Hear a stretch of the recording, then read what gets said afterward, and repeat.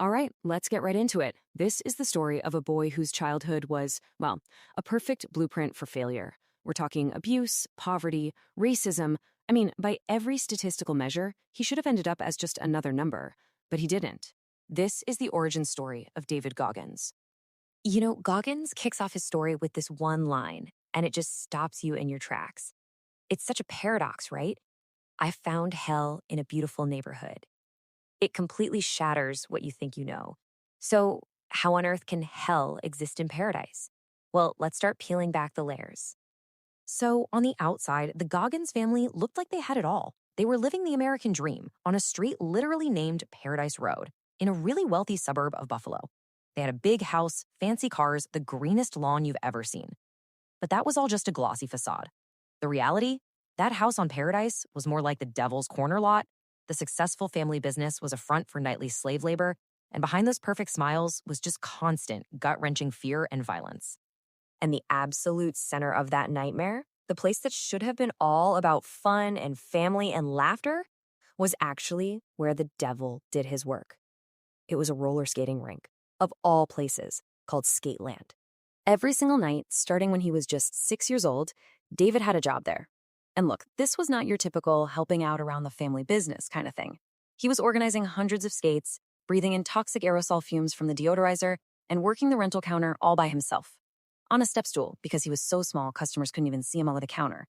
And then after closing, he was polishing floors, scraping gum, and fishing things out of toilets that no kid should ever have to see. This was his reality night after night. And he wasn't doing this for an allowance. No, this was forced labor. David's father, Trueness, was a master of control. He took every single dollar the business made. David's mother didn't have a bank account, no credit cards, absolutely no money of her own. He owned them body and soul. That control was enforced with just savage violence.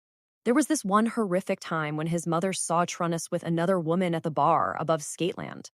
He waited until they got home, and then he just calmly told her, "This belt came all the way from Texas just to whip you."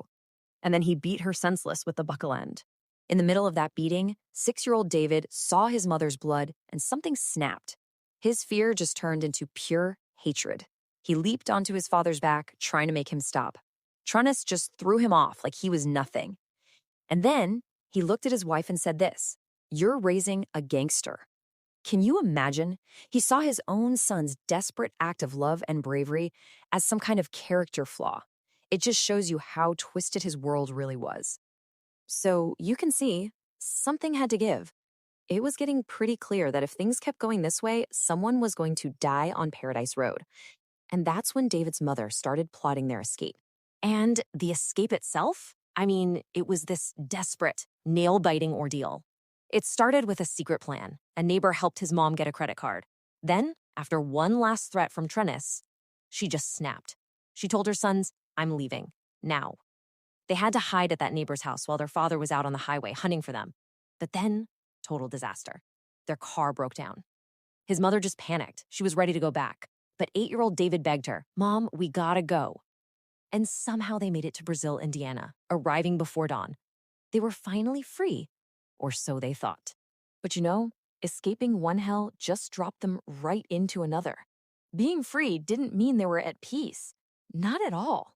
It meant facing a whole new kind of pain, one that came from poverty, racism, and the deep, deep trauma that was just buried inside them. And the change was just shocking.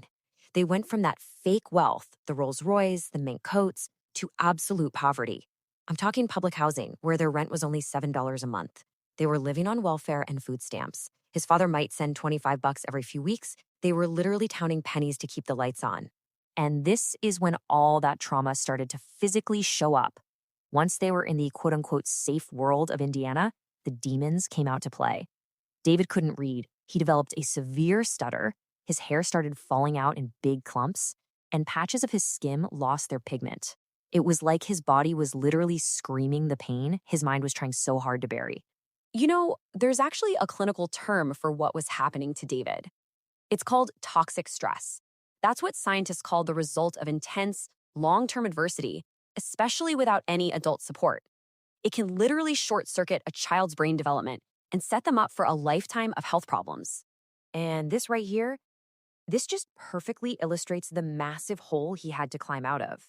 I mean, look at this list: learning disabilities, anxiety, depression, a higher risk of heart disease and cancer later in life. And then look at these stats: a 53% higher chance of being arrested as a kid and a 38% higher chance of committing a violent crime as an adult. He was the poster child for an at risk youth. So, how did he possibly survive school when his brain was so scrambled from all this? Simple. He cheated. A new teacher threatened to send him to a special school, and that absolutely terrified him. So he started copying homework, he would scan his neighbors' tests during exams. He became an expert at cheating. He thought he was gaming the system, but years later he'd realize he was only gaming himself. And just when it seemed like things could not possibly get any worse, life came along and delivered another series of devastating blows. It really seemed like the universe was telling him he was, in fact, born to fail. A man named Wilmoth Irving came into their lives, and he was everything David's father wasn't. He was kind, he was stable, a real father figure. He made David's mother laugh again. He proposed, and for the first time, they were planning a real future. And then, the day after Christmas, Wilmoth was ambushed and murdered in his own garage, shot 5 times. That little glimmer of a happy future was just gone. On top of the fresh trauma of Wilmoth's murder, all the racism that had just been simmering below the surface in their small Indiana town finally boiled over. One day in Spanish class, David opened his workbook, and this is what he found: a drawing of him in a noose, with this hateful, misspelled death threat scrawled next to it. And that was the final straw. All the hate, all the fear, all the violence, it just all came to a head in this one moment. He grabbed that workbook and he bolted, ran straight to the principal's office. He wasn't looking for an investigation. He was just a terrified kid looking for an adult to show him some compassion, some help. And this is the response he got. The principal, clearly having no idea what to do, just focused on the spelling error. It was a complete and total dismissal of David's terror. In that one moment, David realized he was utterly and completely alone. The one place he ran to for help had offered him nothing. So we end here with this question: when your entire life is just a chronicle of pain, abuse, and hate, when everyone and everything is telling you that you are born to fail, what do you do? This story of pain, it isn't the end of David Goggins' story. It's the bedrock. It's the foundation upon which he would build one of the most incredible transformations you can possibly imagine.